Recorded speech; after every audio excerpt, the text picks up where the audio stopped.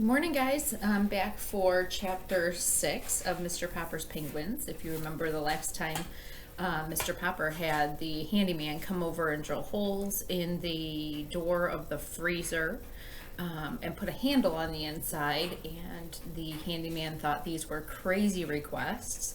And then he saw the penguin and he took off running out of the house. So, chapter 6, More Troubles. The children were the first to notice the policeman. "Look, Papa," said Bill, "there's a policeman at the back door. Is he going to arrest you?" "Urk," said Captain Cook, walking with dignity to the door and trying to poke his beak through the screen. "Is this 432 Proudfoot Avenue?" "It is," answered Mr. Popper. "Well, I guess this is the place, all right," said the policeman, and pointed to Captain Cook. "Is that thing yours?" "Yes, it is," said Mr. Popper proudly. "And what do you do for a living?" asked the policeman sternly. "Papa is an artist," said Janie. "He's always getting paint and calcimine all over his clothes," said Bill. "I'm a house painter, a decorator," said Mr. Popper. "Won't you come in?" "I won't," said the policeman, "unless I have to." "Ha ha," said Bill. "The policeman is afraid of Captain Cook." "Caw," said the penguin, opening his red beak wide as if he wanted to laugh at the policeman. "Can it talk?" asked the policeman. "What is it? A giant parrot?" "It's a penguin," said Janie. "We keep it for a pet." "Well, if it's only a bird," said the policeman, lifting his cap to scratch his head in a puzzled sort of way, From the way that fellow with the tool bag yelled at me outside, I thought there was a lion loose in here." "Mama says Papa's hair looks like a lion sometimes," said Bill. "Keep still, Bill," said Janie. "The policeman doesn't care how Papa's hair looks." The policeman now scratched his chin. "If it's only a bird, I suppose it will be okay. If you keep him in a cage." "We keep him in the icebox," said Bill. That's another name for a freezer. "You can put it in the icebox for all I care," said the policeman. "What kind of bird did you say it was?" "A penguin," answered Mr. Popper. "And by the way, I might want to take him walking with me. Would it be all right if I kept him on a leash?" "I tell you," said the policeman, "honestly, I don't know what the municipal ordinance is about penguins, with or without a leash, on the public streets. I'll ask my sergeant." "Maybe I ought to get a license for him," suggested Mr. Popper. "It's certainly big enough for a license," said the policeman. "I tell you what to do. You call up the city hall and ask them what the ruling about penguins is.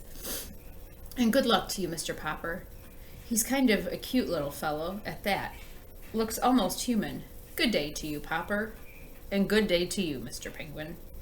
But Mr. Popper telephoned the city hall to see about a license for Captain Cook. The penguin did his best to disconnect the telephone by biting the green cord. Perhaps he thought it was some new kind of eel. But just then Mr. Popper came back from market and opened a can of shrimps, so that Mr. Popper was soon left alone at the telephone. Even so, he found it was not so easy to learn whether or not he must get a license for his strange pet. Every time he would explain what he wanted, he would be told to wait a minute, and much later a new voice would ask him what he wanted. This went on for a considerable time. At last a new voice seemed to take a little interest in the case. Pleased with this friendly voice, Mr. Popper began to tell him about Captain Cook. "Is he an army captain, a police captain, or a navy captain?" "He is not," said Mr. Popper. "He's a penguin." "Will you repeat that, please?" said the voice. Mr. Popper repeated it. The voice suggested that perhaps he had better spell it. Penguin,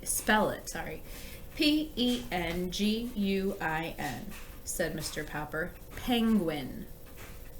"Oh," said the voice, "you mean that Captain Cook's first name is Benjamin?"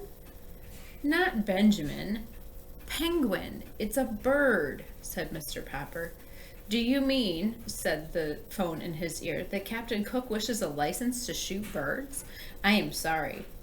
The bird hunting season does not open until November. And please try to speak a little more distinctly. Mr. Topper, did you say your name is?" "My name is Popper, not Topper," shouted Mr. Popper. "Yes, Mr. Potter. Now I can hear you quite clearly." "Then listen," roared Mr. Popper, now completely outraged. If you folks at the city hall don't even know what penguins are, I guess you haven't any rule saying they have to be licensed. I will do without a license for Captain Cook. Just a minute, Mr. Popwell. Our own Mr. Treadbottom of the Bureau of Navigation of Lakes, Rivers, Ponds, and Streams has just come in. I will let you speak to him personally. Perhaps he knows this Benjamin Cook of yours. In a moment, a new voice was speaking to Mr. Popper. Good morning. This is Automobile License Bureau. Did you have the same car last year? And if so, what was the license number? Mr. Popper had been switched over to the county building. He decided to hang up. And that's the end of our chapter. I look forward to reading with you guys again the next time. Have a great day.